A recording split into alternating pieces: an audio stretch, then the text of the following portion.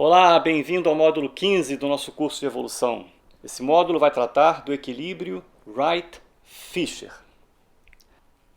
Os objetivos desse módulo são comparar heterozigosidade com variância e demonstrar o equilíbrio entre o que entra na população de variabilidade com o que sai. Ok, você já aprendeu até agora como calcular a frequência gênica, como calcular a heterozigosidade, equilíbrio de Hardy-Weinberg, e aprendeu a primeira força evolutiva, que é a deriva. Nessa aula, você vai aprender como que a deriva, que é uma força que sempre derruba a variabilidade gênica, é contrabalançada por outra força evolutiva. Isso é importante porque a deriva sempre acontece quando a população não é infinita. Ou seja, a deriva sempre acontece, porque nenhuma população é infinita.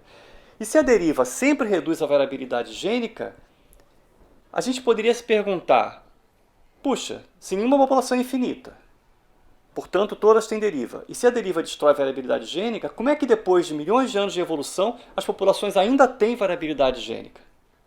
A resposta natural é que se está saindo alguma coisa, mas não acaba, é porque está entrando alguma coisa.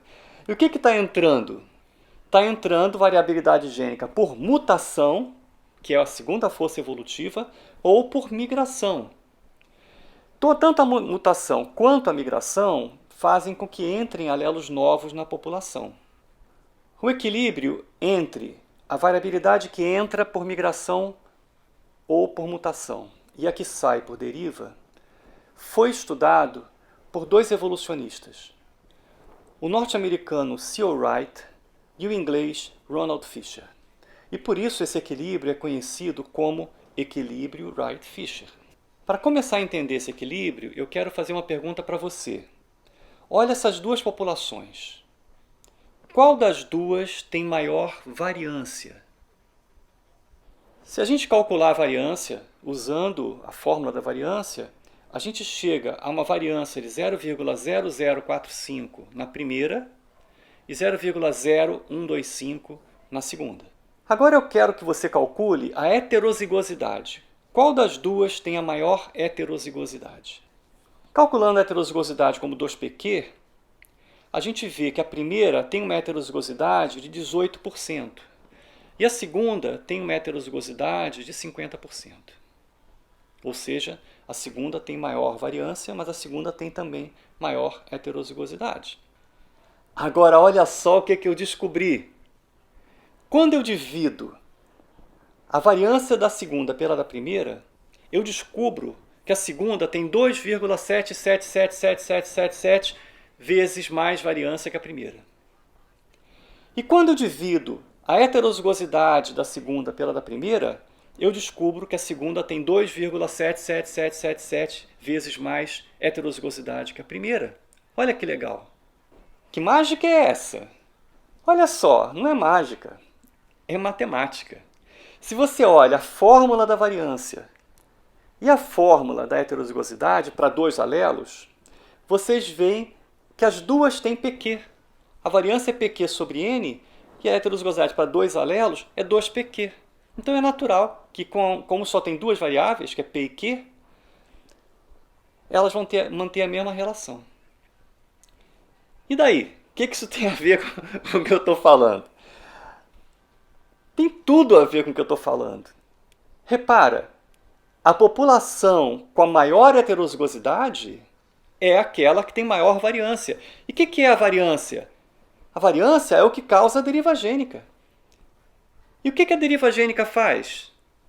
Ela reduz a variabilidade. Ou seja, a população com a maior variabilidade vai ter maior deriva que vai derrubar a heterozigosidade. Se eu tenho uma população que tem heterozigosidade alta, a variância vai ser alta, a deriva vai ser alta e vai derrubar a variabilidade gênica.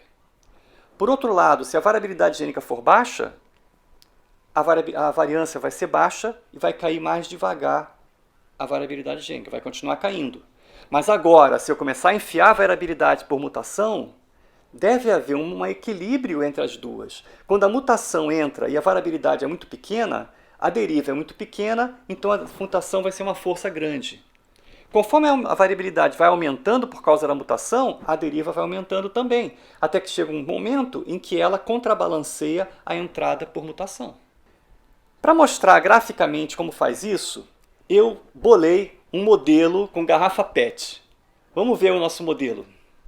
Apresento a vocês o simulador Tabajara do equilíbrio Wright-Fisher. Nesse simulador, eu tenho água entrando por uma torneirinha e água saindo por um tubinho na garrafa PET. Vocês reparam que quando eu mantenho a posição da água entrando constante e a saída constante, o nível da água vai subindo. Ele começa a subir mais rápido e chega um momento em que ele sobe bem devagar até que ele para de subir. Para testar que isso é um equilíbrio mesmo, eu tampei a saída. Quando eu tampei a saída, o nível da água obviamente subiu. Aí quando eu tirei a tampinha, o nível da água volta a cair e ele vai parar exatamente no mesmo lugar. Ou seja, isso é um ponto de equilíbrio. O que está acontecendo na garrafa é o equilíbrio entre a água que entra e a água que sai, sendo que a água que sai depende da pressão da água, que depende da altura da coluna d'água. Então é basicamente uma equação de Bernoulli. Eu fiz uma simulação com a equação de Bernoulli para mostrar para vocês usando Excel, não precisa ver, é só mostrar que eu fiz a simulação. E qual é o resultado? Quando eu coloco 2 ml por segundo, que é pouco, o nível da água, e começo sempre com a garrafa cheia. Então, quando eu começo com 2 ml por segundo, vai caindo, aí chega lá perto do fundo e ele se estabiliza, que é quando o que está saindo é igual ao que está entrando. Se eu começo com 3 ml por segundo, ele também vai caindo, só que ele para num nível mais alto. A mesma coisa se eu faço com 0,4 por segundo e com 0,5 por segundo.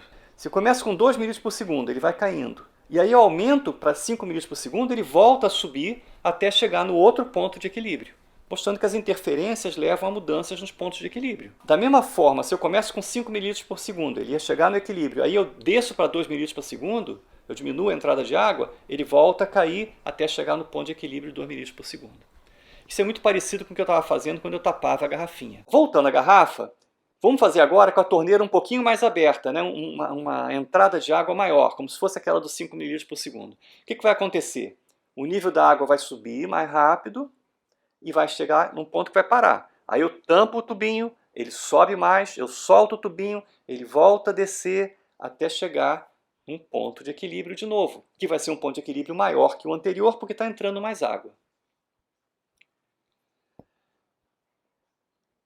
Ok, funciona super legal com a garrafa. O que essa garrafa significa? O que significa o nível da água na garrafa em termos evolutivos, né? A garrafa está fingindo que é o equilíbrio Wright-Fisher. O que é o nível da garrafa? O que é a saída da água? E o que é a entrada da água se eu pensar em termos evolutivos? No caso da garrafa, pensando só em água, o que faz a água sair mais rápido é a pressão da água, que é maior por conta da altura da coluna de água. Mas e no caso do equilíbrio Wright-Fisher? Por que quando o nível da heterozigosidade é maior, a saída da água, né, a deriva gênica, é maior? Nós já falamos sobre isso. É porque quando a heterozigosidade é maior, a deriva gênica é maior. E quando a deriva gênica é maior, o nível cai. Então aí está o equilíbrio Wright-Fisher. O que o Wright e o Fisher fizeram foi demonstrar que existe um ponto de equilíbrio em que a entrada de variabilidade por mutação ou migração e a saída por deriva é igual. O que determina esse ponto? Depende de quanta água está entrando, ou seja, da taxa de mutação, e quanta água está saindo, que depende da deriva. A deriva ela depende de duas coisas. A variância é PQ sobre N, então a deriva depende de duas coisas. Uma é a heterozigosidade, que é PQ. Metade da heterozigosidade é PQ. Mas a outra é o diâmetro do tubinho. O que é o diâmetro do tubinho? É o inverso do tamanho populacional. É 1 sobre 2NE. Quanto maior o tamanho do furo, mais água vai sair, ou seja, maior vai ser a deriva gênica. Então eu tenho agora 3 fatores. A entrada, que é a mutação, a heterozigosidade, que é a altura da água, e o diâmetro do tubo, que é a saída da água, que é a deriva gênica. Colocando isso matematicamente em termos das forças evolutivas, O equilíbrio Wright-Fisher é dado por essa fórmula aqui. A heterozigosidade em equilíbrio é 4 vezes o tamanho populacional vezes a taxa de mutação, dividido por 1 mais 4 vezes o tamanho populacional vezes a taxa de mutação. Uma formulazinha super simples. Estou mostrando aqui na tabelinha várias heterozigosidades no equilíbrio em função das taxas de mutação e dos tamanhos populacionais usando essa formulinha. Então vocês vão ver que, como esperado, populações pequenas vão perder mais variabilidade, o ponto de equilíbrio vai ser mais baixo, então elas vão ter uma heterozigosidade no equilíbrio menor. Já populações maiores vão ter um ponto de equilíbrio maior. Mesma coisa, taxa de mutação maior vai ter ponto de equilíbrio maior, taxa de mutação menor, ponto de equilíbrio menor.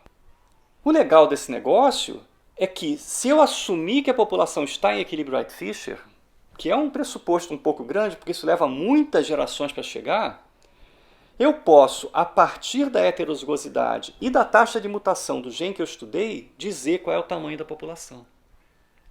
Dizer qual é o tamanho da população é uma coisa super importante em ecologia e também em biologia evolutiva, especialmente em genética para conservação.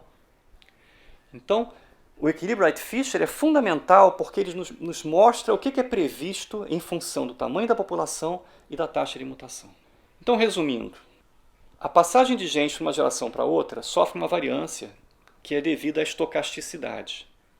Essa variância causa o que nós chamamos de deriva gênica.